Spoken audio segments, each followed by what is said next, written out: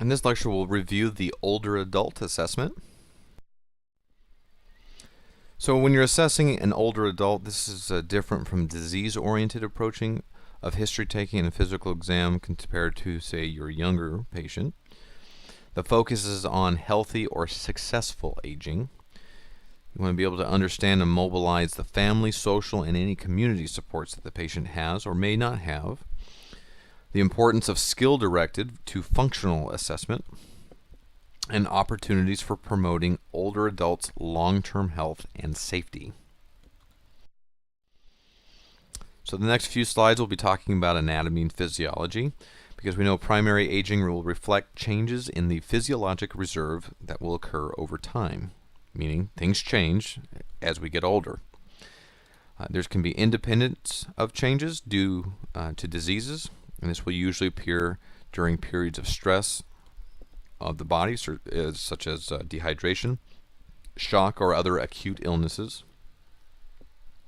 The aging population will display in the heterogeneity, so usual aging versus successful aging. So, for example, individuals who escape the onset of disease entirely will live healthier lives into their 80s and 90s versus some that have an onset of a debilitating disease earlier on, that their quality of a healthy living would be severely diminished.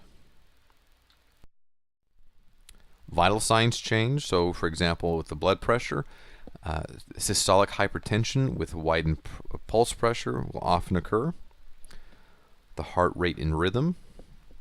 So the cells of the pacemaker, that P wave, will decline and affect the responses to any physiological stressors. The respiratory rate usually will stay unchanged, again, unless there's an underlying comorbidity. Let's just say COPD, for example. Changes in temperature regulation lead to susceptibility to hypothermia. So why when you walk into grandma's house and it's stifling hot in there, when it's already 70 or 80 degrees outside, it's because of how the older adult has temperature regulation. With skin, hair, and nails, the skin becomes more fragile, loose, and transparent. This is more common in the hands and the forearms because of that loss of adipose tissue. Sometimes they can get those purple patches or macules, which is called actinic purpura. Those are frequently seen. Our patients will usually call them age spots. Nails will lose their luster, become yellow and even thickened, especially in the toes. Again, this is super important to do a thorough health history because, for example, I think going back to basic nursing school, making sure and assessing the patients if they have any underlying diabetes before trimming their toenails. Sometimes we have to then send them off to a specialist to get those done. The hair will lose its pigment, so it becomes gray, and hairline will recede. Also, there can be a loss of hair that could occur elsewhere in the body, and that's considered normal. In the head and neck, the eyeballs will recede into the orbit bone. The corneas will lose its luster. The pupils can become smaller. Patients will complain of dry eyes, and that can be a normal complaint. And presbyopia will occur to nearly everyone. Hearing loss or acuity of hearing can be diminished. This is known as presbycusis. The afflicted patient can fail to catch upper tones of words, while hearing lower ones can cause words to sound distorted. So when we talk about some general overview of how to assess and work with the patient that might have some of these things, we'll talk about momentarily. They can have a diminished salivary secretions and decrease in sense of taste. So sometimes this can happen due to disease processes or even medication. In terms of thorax and lung changes, the capacity for exercise will decrease. The chest wall itself can even stiffen, where skeletal changes can accentuate a dorsal curve that can produce that kyphosis, and sometimes even give that barrel chest to the patient. and this has little effect on function. Now, of course, there's a difference between just basic aging versus, say, a barrel chest of someone that has emphysema or COPD. The cardiovascular system, the vessels in the neck, so you can start to hear systolic bruits in the middle or upper portions of the carotid arteries, and that could suggest partial arterial obstruction from atherosclerosis. You can start to hear some extra heart sounds. So usually after the age of 40, you might actually hear a strong S3, and that would suggest congestive heart failure. An S4 can be heard in healthy older adults, but would often suggest a decrease in ventricular compliance and impaired ventricular filling. Systolic aortic murmurs are more common. Aortic sclerosis can result from fibrous or calcification, but does not necessarily impede blood flow. Aortic stenosis can result when the leaflets of the valve itself can become calcified and immobile, which then can cause that outflow obstruction. Aortic sclerosis and aortic stenosis can increase the risk of cardiovascular morbidity and mortality, heart disease being the #1 killer in the U.S. Mitral regurgitation usually occurs a decade later than, say, aortic sclerosis, and may become a pathologic problem as volume overload will increase in the left ventricle. And if you need to review the cardiovascular system, a supplemental lecture, that'll be there for you as well.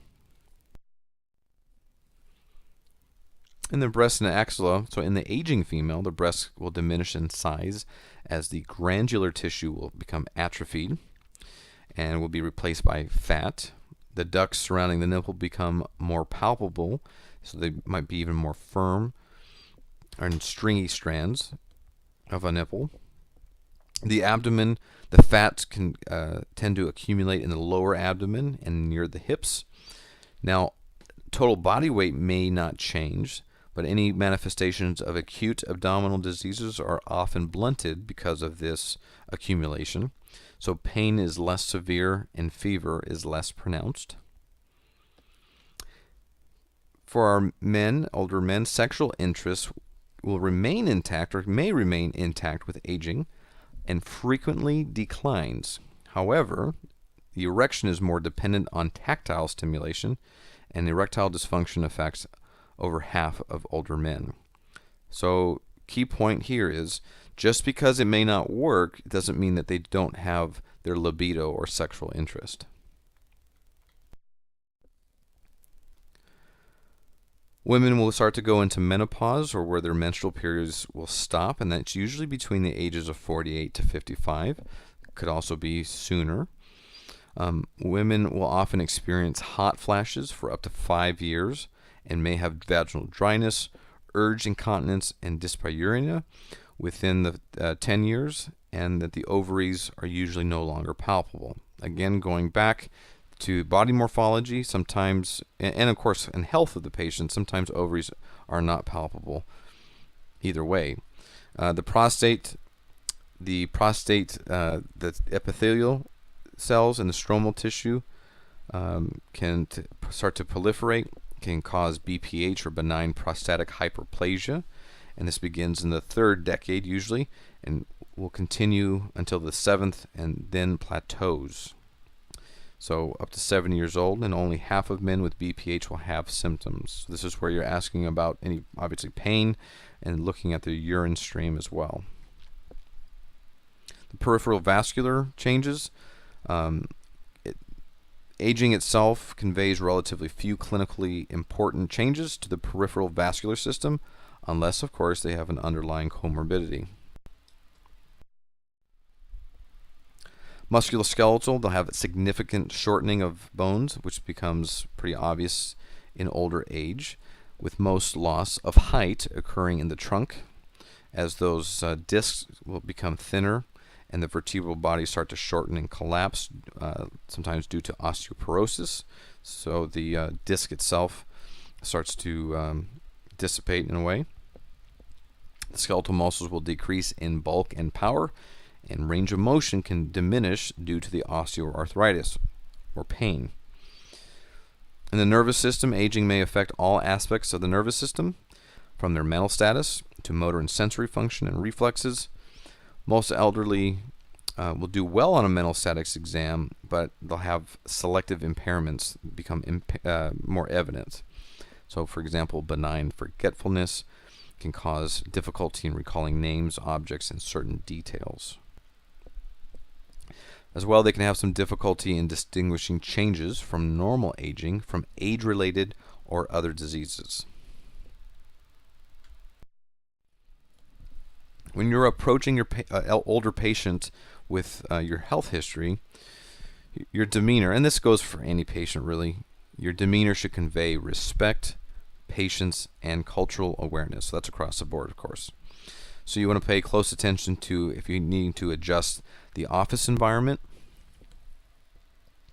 the content and pace of the visit, eliciting symptoms in the older adult. Sometimes you have to redirect and almost stop them as they're going to give you maybe too much information, for example.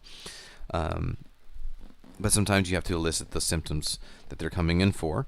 And of course, being cognizant of the cultural dimensions of aging.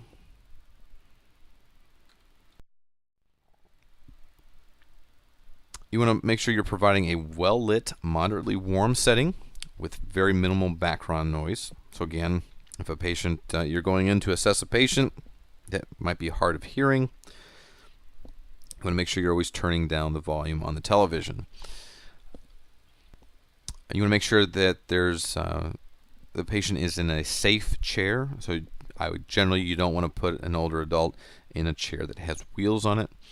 And of course, have strong access to the exam table. You want to make sure you're facing the patient and speaking in low tones, because we know that higher tones with hearing loss, higher tones go first. So if you're speaking in a lower tone, the patient will be able to hear you better.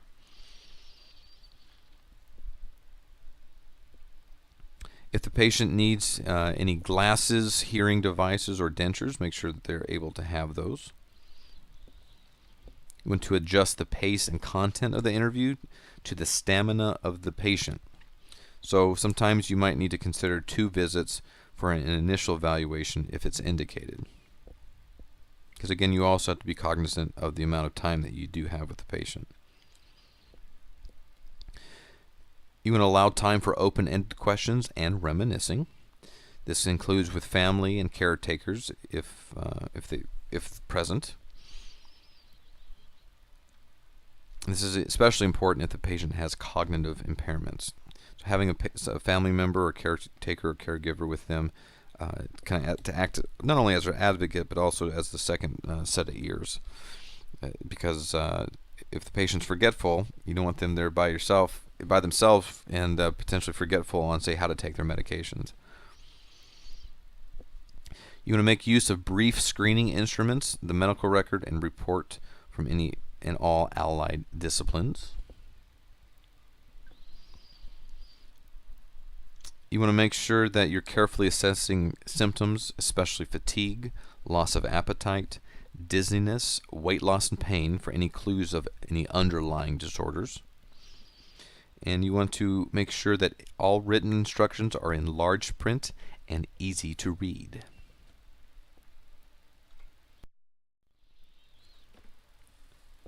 When looking over cultural dimensions of aging, you need to acquire new knowledge and awareness about the health beliefs of your patient and of course the cultural aspects that will shape the patient's response to any illnesses in healthcare systems. Classic cultural awareness from basic nursing school still continues into as being a nurse practitioner. We know that federal reporting categories no longer capture the wide array of cultural differences that affect how older adults that understand suffering, illness, and decisions about their care, that range from the use of alternative therapies to when to seek health care. And cultural values particularly affect decisions about the end of life. So some things to consider Some older adults will come in all the time because they're lonely. Some older adults won't come in because they don't want to be considered a nuisance to their family. I remember my grandmother, also her cultural dimension of aging. She would say, "Oh, most people say that these are supposed to be the golden years. Well, for me, they're the brass years," just because she had so many medical ailments. Had a good attitude and strong will throughout her life, but definitely was riddled with a lot of issues, medical issues, that is. And her output on this was that these are the brass years versus the nice golden years that all the books and all the resources were telling them. So some special areas of concern for your health history. You will assess their activities of daily living, their instrumental activities of daily living, medications, nutrition, if they have any new acute pain or persistent pain chronically, their use of smoking and alcohol or any other illicit drugs, seeing if they have an advance directive in place, and their thoughts on palliative care.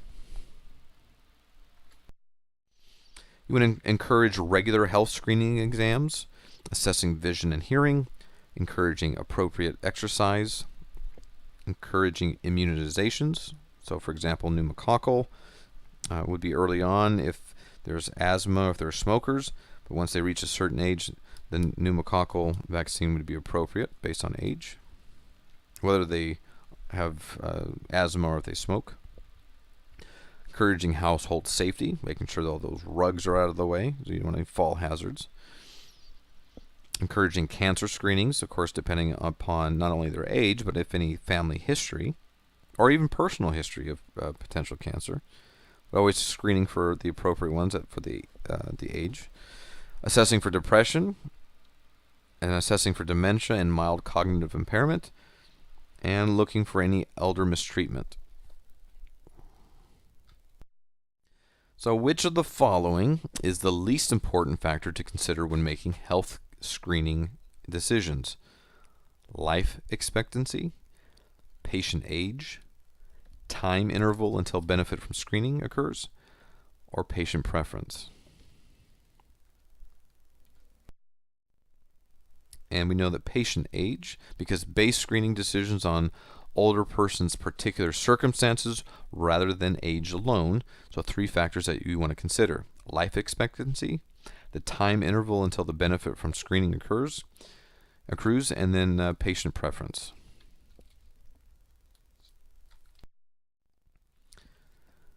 So you want to also be able to assess functional status. So assessing the older adults places specialized emphasis on maintaining independence and optimal level of function. A lot of times a patient's independence is all they have left and all but they have control over. So sometimes one of the questions that I'm, for just purposes of example, in terms of independence, is ask, when did you have to take the car keys away? That kind of will give the family and I understanding of, so when was independence, when did that become more of an issue for the patient, or more of a safety hazard? Our primary focus is maintaining functional status, and you can do a 10-minute geriatric screener for functional assessment, which is in your book. And this assesses physical, cognitive, and psychosocial factors. And of course, you want to do risk factors for falls. So is the following statement true or false? Deficits in function are better predictors of mortality and patient outcomes after hospitalization than admitting diagnosis. And this is true because deficits in function are better predictors of mortality and their outcomes after they've been discharged out of the hospital versus what they came into the hospital for. Moving into your physical exam of the older adults, your general survey, you're looking for their nutritional status. Are they do they have an under nutritional status? Slowed motor performance, any loss of muscle mass and weakness, such as frailty. And a lot of times you can just assess this as they walk into the room. Because we know frailty is a multifactorial geriatric condition that's characterized by an age-related lack of adaptive physiological capacity that can occur even in the absence of identifiable illnesses. It's also characterized by loss of muscle mass, decreased energy and exercise intolerance, and decreased physiological reserve with an increasing vulnerability to physiological stressors. With vital signs, looking for any isolated systolic hypertension after the age of 50, and because that triples the risk of coronary heart disease. The skin, you're looking for physiological changes of aging, thinning, and loss of elastic tissue, their turgor, and any wrinkling. A lot of these are, again, normal, but something that you need to make sure you're assessing. HEENT, you want to conduct a very careful and thorough exam of the head and neck.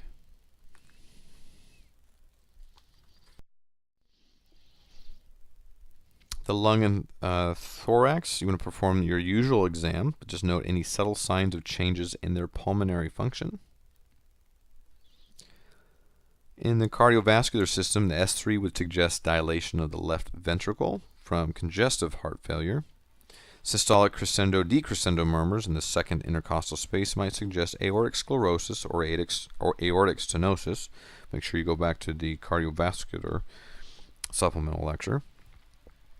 Peripheral vascular, this is diminished or absent pulses might indicate arterial occlusion. In the abdomen, they might have a widened aorta that can pulsate, and that might be indicative of a AAA or an abdominal aortic aneurysm. Breast and the axilla, lumps or masses might mandate further investigation. When you're doing a genitalia or pelvic exam with our females, make sure you allow for careful time and positioning. Sometimes having them in a typical position, say you would have your younger aged adult in, might be painful to them due to maybe chronic low back pain or osteoporosis. For males, you want to again pay special attention to any masses in the rectum and any nodules or masses of the prostate. Any rectal masses might suggest colon cancer, the prostate hyperplasia, and in prostate enlargement, maybe potentially prostate cancer if there's nodes and nodules. And the musculoskeletal system, you want to look for joint deformity, any deficits in mobility, pain with movement that might require further examination. So things you're looking for is degenerative joint changes, as in osteoarthritis, joint inflammation, as in rheumatoid or gouty arthritis. And then the nervous system, you want to pursue further exams if there's any deficits that are noted. You can also again begin your exam with that 10-minute geriatric screener. You want to focus especially on memory and affect, and any abnormalities in gait and balance might correlate with their risk of falls. You definitely want to be able to learn to distinguish between delirium from depression and dementia, and searching for any underlying causes. You can also do, in terms of their movement, you can do the timed get up and go test. So on the word go, for example, you have the patient do the following: stand up from the armchair, walk in a line, turn, walk back to their chair, and sit down. You want to time the second effort. You want to observe the patient for postural stability, steppage, stride length, and sway. You can normally complete this task in about 10 seconds. Anything longer than 20 seconds would be considered abnormal, and we know that low scores will correlate with good functional independence. Higher scores correlate with poor functional independence and a higher risk of falls.